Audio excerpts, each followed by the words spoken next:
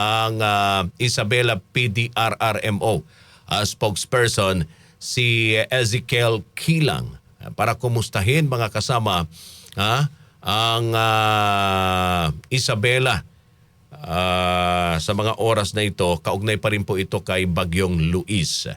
Opo. Good morning po, Ezekiel Kilang. Yes, sir. Good morning, Sir Rod, at good morning sa lahat po ng mga viewers at syempre mga listeners po ng inyong himpilan. Good morning po. Opo. Yung Isabela ho ba kahapon napasama sa signal number 1? Yes, Sir Rod, no? Oo.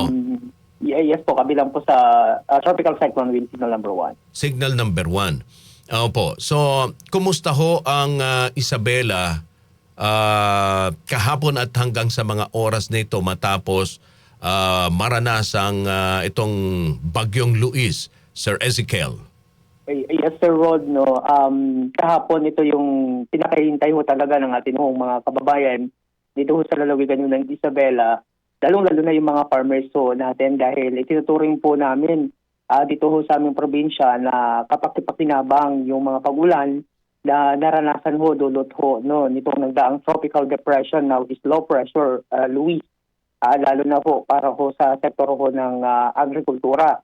Pero bagamat ikinatuwa nga ho, no, sa road ng marami, ang matagal na hong hinihintay na pagulan, na tilihong handa, no, yung aming pamalang palalawigan sa anumang posibleng epekto, no, ng naturang bagyo, tulad ng pagbaha at iba pa hong sakuna.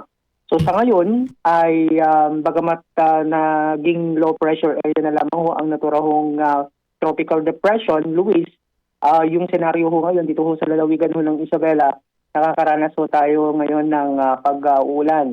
Ito nga ho dulot na rin ho, no, ng localized thunderstorm. Ibig sabihin, para ho mapicture ho ng ating mga kababayan, may mga pagkulog ho, no, na nararanasan ho kami sa ngayon habang nandyan ho yung nasa light to moderate ho, no, na pagulan dito ho sa aming probinsya ng Isabela. Opo. Sir Ezekiel, nabanggit nyo kanina na imbes na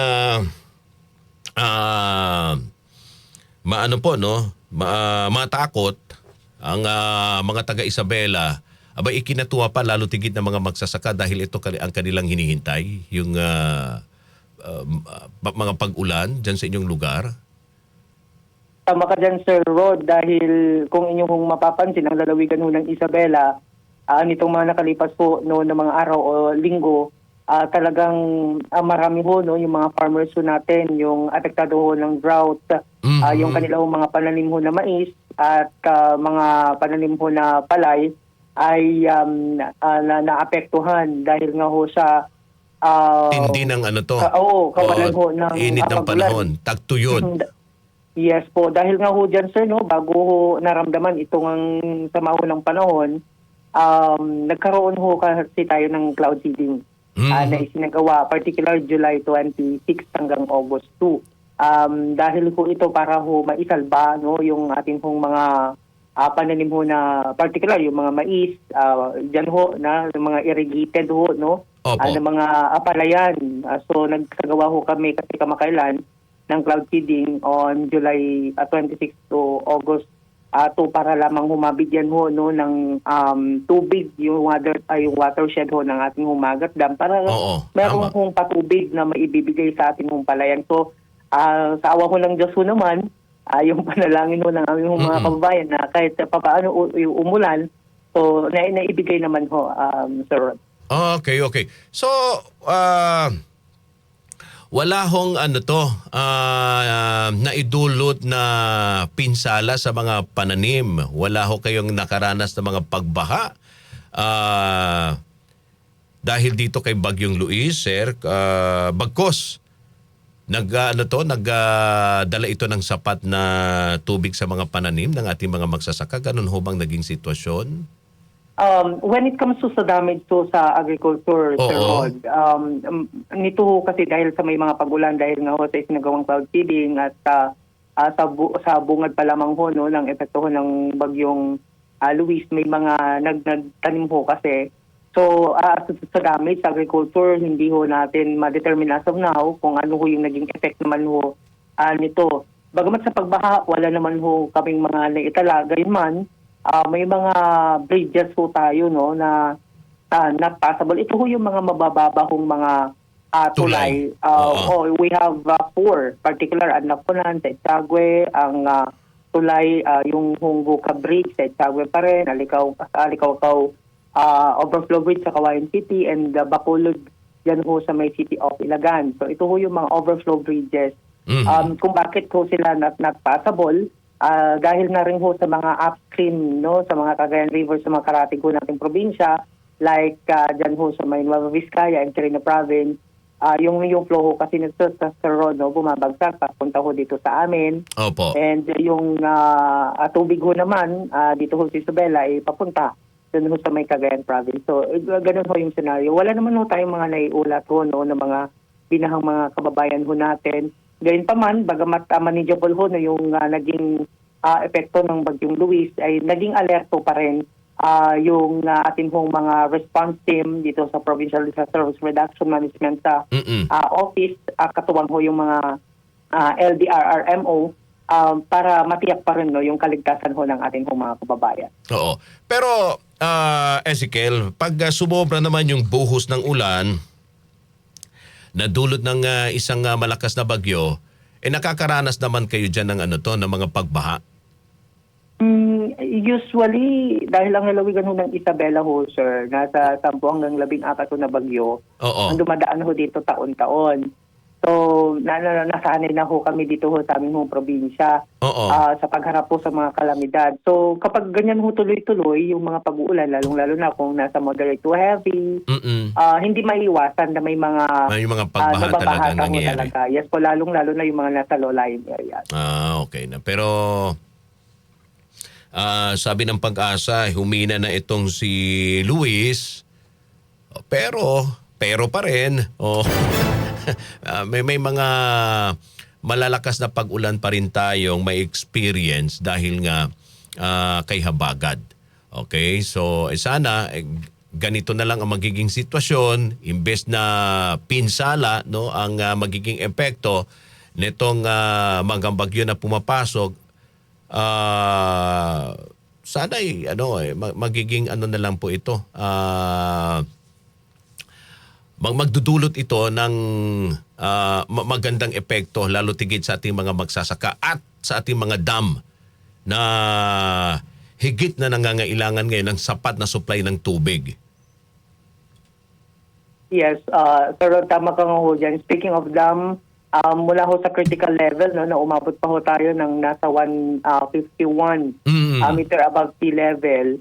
Nung nagsagawa ho kami ng cloud seeding, umabot ho siya ng 161.17 above sea level, meters so above sea level.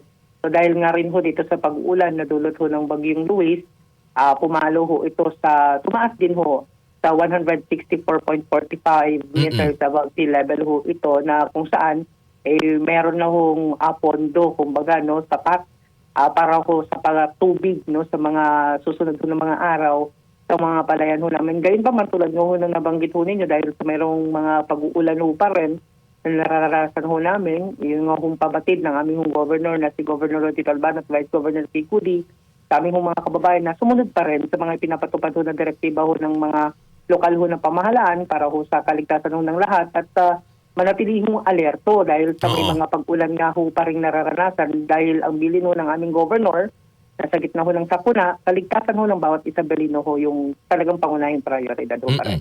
Yung binabanggit nyong level ng dam, ano ho ito? Wala na ba sa critical level? Wala na, no? Malayo na ho, sir. Ay, very good, Opo, nasa sa critical level. Wala na ho sa. Oo. Kasi nung mga nakarang araw, parang binabanggit ata ng yung mga namumuno dyan sa nasabing dam na eto na yung naitalang pinakamababa sa history, sa kasaysayan, Sir Ezekiel, yung tubig. Yes, tama ka ho dyan, Sir Rod. Kasi kapag nasa critical level na, marami hong mga libo-libong ektarya ho, no, ng palayan na umaasa ho sa patubig ho ng Magat Dam yung apektado. Yun ho yung isa na sa naging epekto ho no, ng drought ho dito. That's why nag-conduct po kami ng cloud seeding. So, buti ho at may mga pag-ulan na dulot ho ng naturahong Bagyong Luis. At Opo. buti na rin ho, sir, no, wala hong gaanong malakas ho na hangin na naranasan dahil nga ho sa naturahong bagyo. Oo. Kung tuloy-tuloy ho yung mga pag-ulan dyan sa May Isabela, talagang napakalaking tulong ito no sa Magad Dam dahil ang Magad yan ang nagsusupply ng patubig sa mga irigasyon. Tama ka ho Oo. dyan ho, sir. Libo-libo ho yung mga farmers ho natin, rice farmers ho maataw dito. Oo. At siyempre yung tubig din dito sa Luzon area. Diyan din nanggagaling yung supply.